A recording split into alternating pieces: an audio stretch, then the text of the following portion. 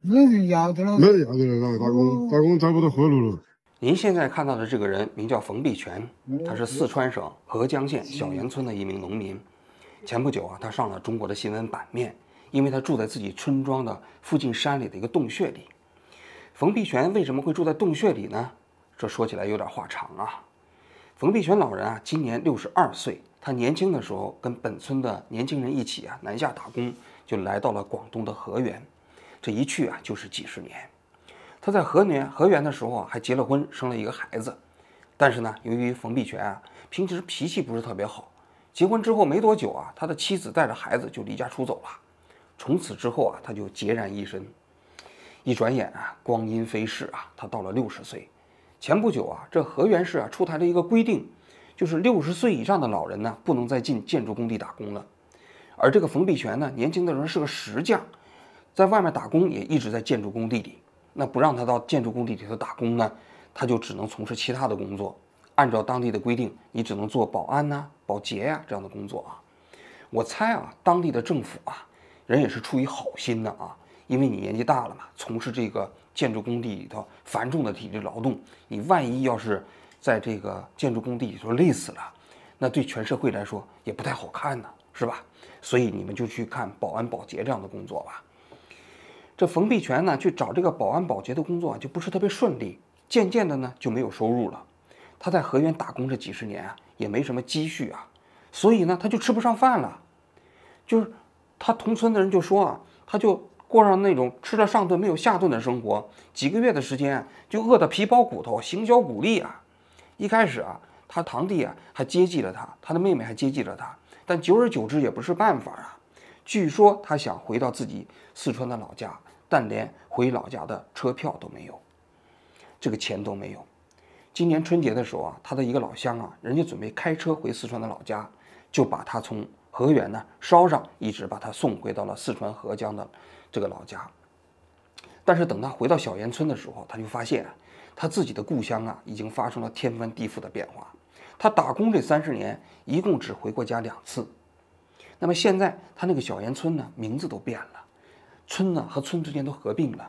还有最关键的，他自己家里的老房子啊，因为几十年没有人住，都塌了。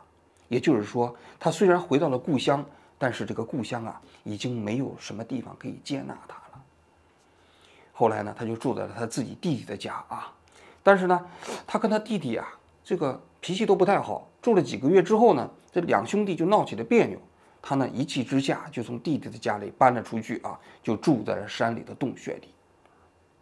我看到这个新闻的时候啊，就心里挺感慨的。为什么呢？这个冯必全老人呢，在城里打工了一辈子，城里呢无法容纳他。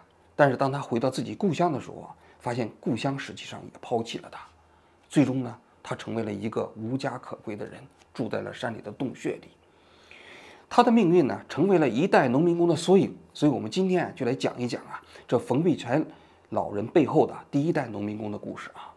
没人要得了，没人要得了，打工找不到活路了。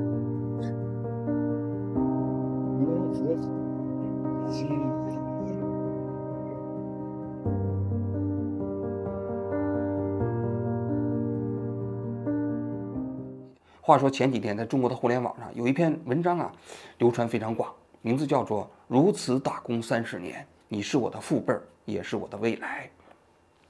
这篇文章啊是一个新媒体写的。这篇文章的内容呢，是根据安徽一个高校的老师叫裘凤仙，他做的一个社会调查的内容啊总结出来的。结果这篇文章在网上流传了1-2天之后呢，就被彻底封杀了。可能在有些当权者看来啊，实在是难以面对，于是干脆就把他屏蔽了。这裘凤仙老师啊，是安徽一所大学里头专门研究社会学的。他呢自己的父辈啊就是农民工，他是他们全家里头唯一一个上过大学的。他自己在演讲中间曾经讲过啊，他上大学之后曾经看过他的妹妹，他的妹妹跟他的妹夫当时在上海打工。打工的期间，他就发现他们租不起房子，就跟其他10几个农民工住在一个大房间里，他们就用一个小木板隔起了一个房间。所以他说他自己非常幸运呢。所以上了大学之后，大学毕业当老师，他就非常关注农民工的命运。2017年的时候，他就申请了一个社会科学基金的项目，就专门研究第一代农民工。什么叫做第一代农民工呢？他把它归纳为就出生在70年代以前，然后在上个世纪80年代开始出来打工。这批农民工他就被称之为生计性农民工。因为当年中国在改革开放之初农民实在是太穷了。更重要的是农民被束缚在土地上，你不允许随便到城里头来，也不允许随便到城里打工。后来在改革开放初期城里开始有了一些民营企业，于是呢，全国开始陆续允许农民工进城开始打工了。一夜之间中国的农民就从农村开始蜂拥进入到城市。当时一开始由于城里头的这个就业机会没有那么多，所以全国各地都非常不欢迎农民工。我自己还有印象上个世纪80年代的时候，电视里经常说一句话叫民工潮。所谓民工潮，就是每年春节一过这些农民工就蜂拥到全国各地，坐着这个列车，而且是漫无目的的。他们看到哪个城市就下来之后找工作。所以当时有许多城市严防死守，就是在火车站守着，不让这些农民工下火车。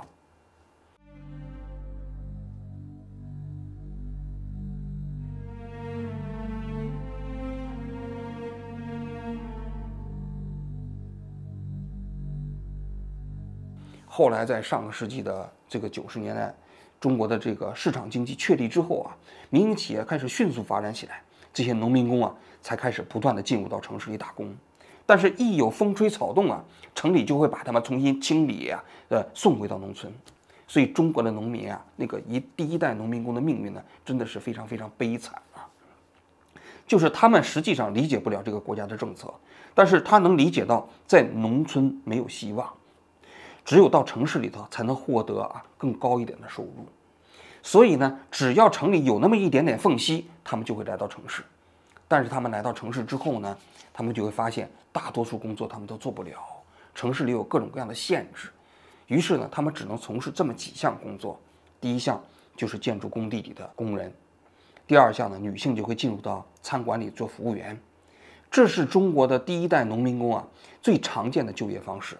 然后有的还会在城里做一些小商小贩所以他把这个第一代农民工就概括为就是由于想要生计改善，进入到城里头努力的去打拼的这样的一个农民工。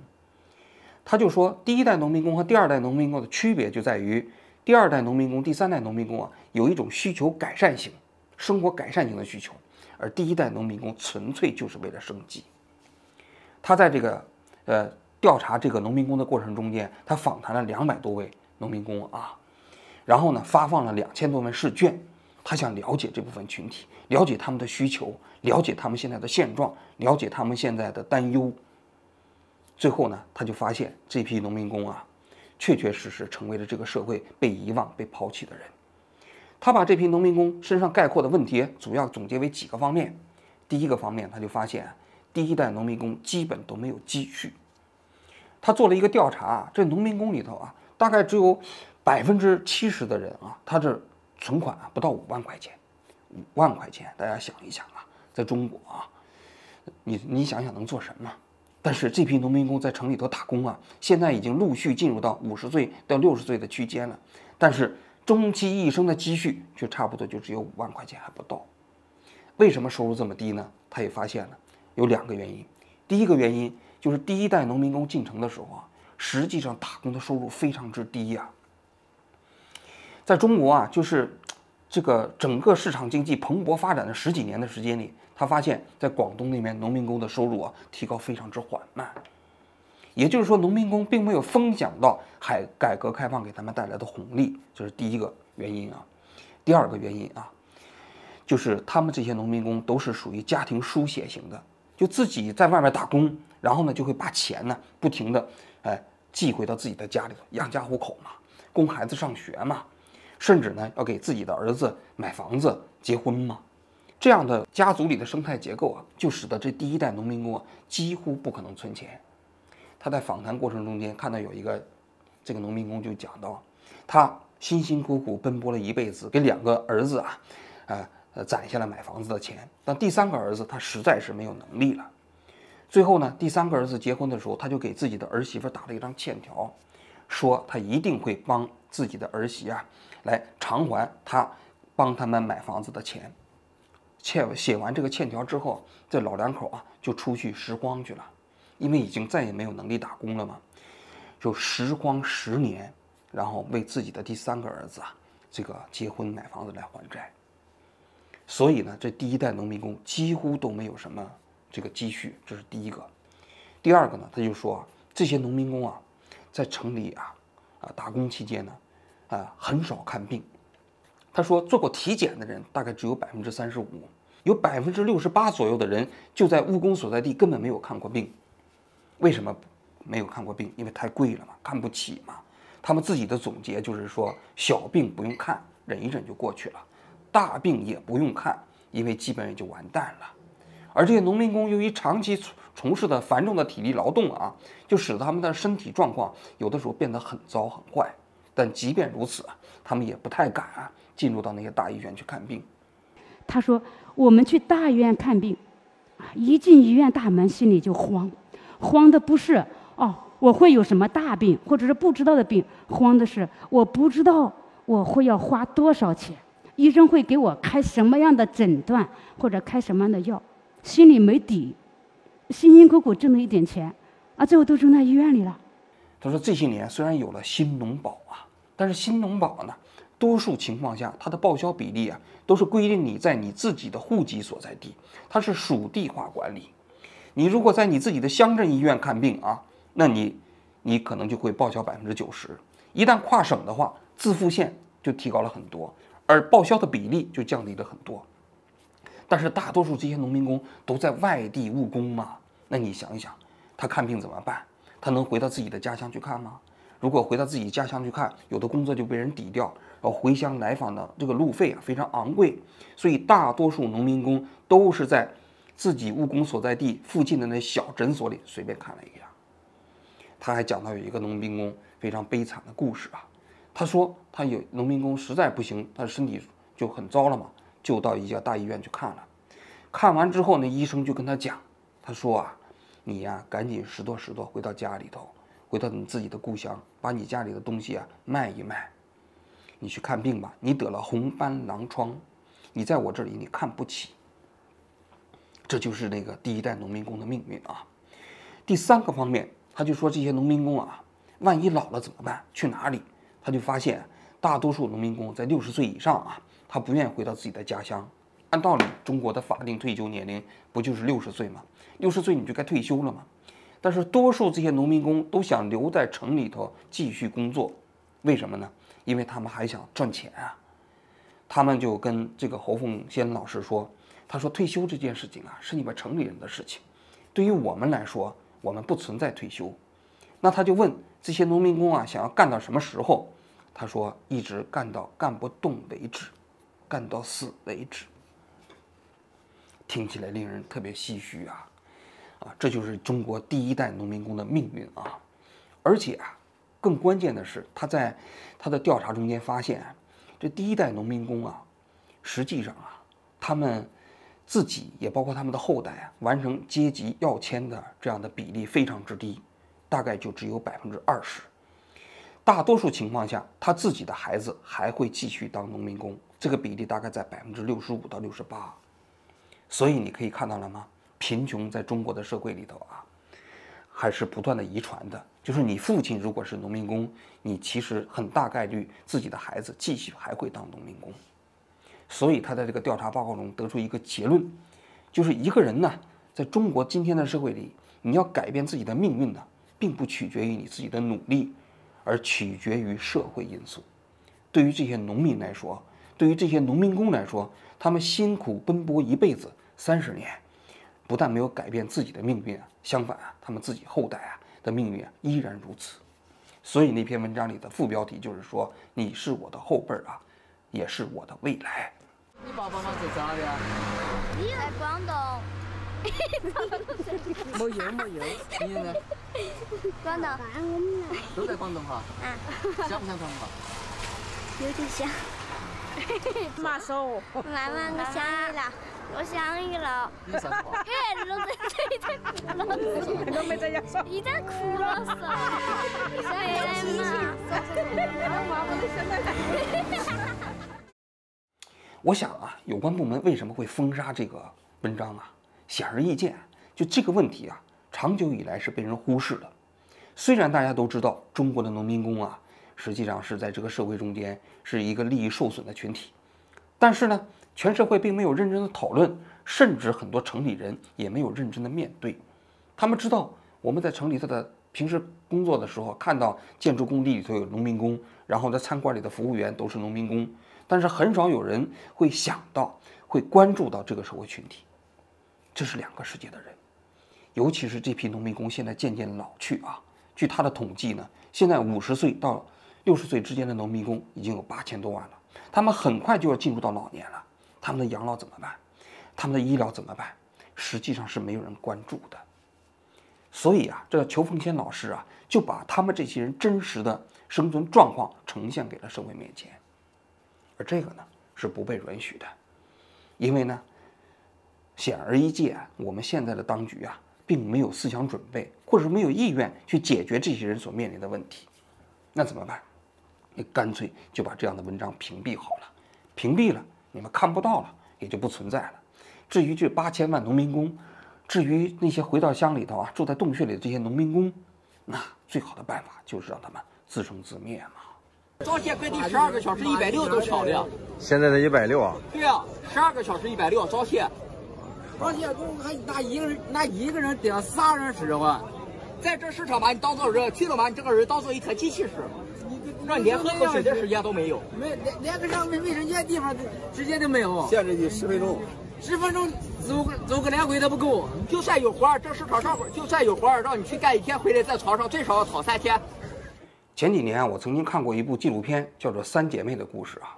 这部纪录片呢，这个拍摄者啊，跟踪了四川一家农民工家庭3姐妹啊16年，拍摄了这3姐妹在改革开放过程中间到外面打工的种种经历啊。大家如果有兴趣的话，可以找来看一下，我觉得非常好。这3姐妹呢，都生活在四川的一个农村，文化程度也不高，只有小学。改革开放之后呢，也是到南方打工。回到四川之后，3个姐妹到全国3个地方啊，就开启了自己新的人生。一个到了温州，一个到了西藏，还有一个到了贵阳。由于啊，这个电视剧是在央视播出的啊，所以最后呈现的还基本是一个正能量，就是这些姐妹们通过打工啊，改变了自己的命运。但是啊，你通过这个纪录片，你可以看到啊，那一代农民工背后的那依稀奋斗的背影啊，以及他们的辛酸和努力。我就在讲啊，就是第一代农民工啊，事实上啊，他实际上是被抛弃的。虽然那个文章的作者只敢说是被遗忘了，实际上是被抛弃的。他被哪些人抛弃呢？我觉得是3个方面。第一个方面呢，他被他所工作的城市所抛弃。这些农民工啊，虽然在这个城市里头有的一工作就是几十年，但是他们在这个城市里头没有社保，没有医保，甚至一开始孩子在这里上学都不可以。所以你可以看到了吗？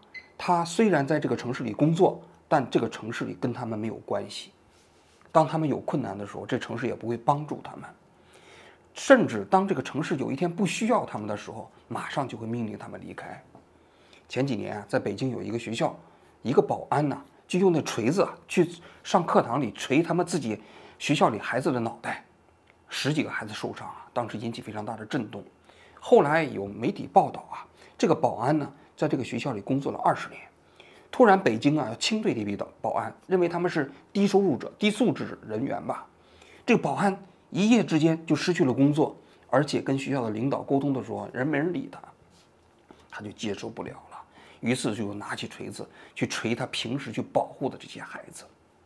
我想这个保安呢，肯定那个时候内心想的是有一种强烈的被抛弃的感觉，因为他实际上整个青春年华都是在北京，都是在这个学校度过的。但是一纸命令，他就必须离开，他接受不了嘛。我想啊，大多数中国的农民工实际上跟这个保安的命运是一样的，他们貌似在城里生活，但这个城市从来不是他自己的家乡，从来不是他自己的家。他们终有一天老去的时候必须离开这里，这是第一个被抛弃的。第二个被抛弃的就是他自己的故乡。多数这第一代农民工啊，出去打工的时候呢，一出去都是几十年，了不起也就是逢年过节才回家看看，所以那个故乡跟他的联系啊，实际上是已经非常微弱了。另外一方面，就是中国的农村这些年变化也非常之大，所以当这些人晚年回到自己家乡的时候，会发现自己的故乡也发生了天翻地覆的变化。比如说自己的亲人也慢慢都离开了，比如说自己的房子也都不在了，比如说整个村子里头那个社会支持系统啊，跟他之间也变得非常陌生了。也就是说，他的故乡也不再是他的故乡了，他返乡之后也变成了一个陌生人，他被他的故乡也抛弃了。第三个方面，他们被这个国家抛弃了。你想想，他们进城之后就变成了中国产业大军中间的一员，他们从事的是工业化的工作，并不是农民的这个农业劳作。但是呢，他们在工业化的生产线上没有劳保，也没有社保，也没有医保。当他们生病的时候，没有人管。更重要的是，当他们年老的时候啊，也没有人给他们养老。